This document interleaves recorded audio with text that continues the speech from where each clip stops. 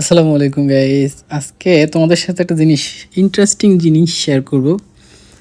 তো অনেকেরই একটা আকর্ষণ হলো গিয়া নতুন আমাদের বরিশালের নতুন লঞ্চ ঘাট নিয়ে।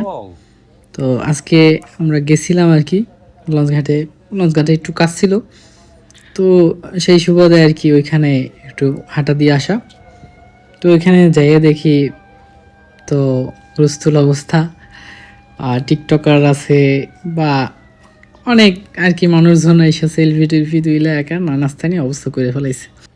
এর ভিতরে আর একটা জিনিস হলো গিয়ে যে নিজেরা পাতাইয়া পাতাইয়া আর কি ঝগড়া এবং কর দেয়া ভালোই চলতেছে।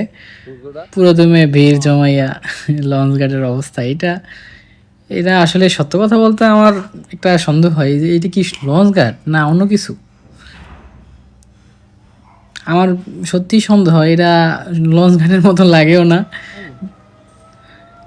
আর আহ, যেহেতু এত মানুষজন টিকটক করে হয়তো টিকটক করার জন্য এর একটা প্লেস করে দেওয়া হয়েছে এরকমের একটা পরিবেশ।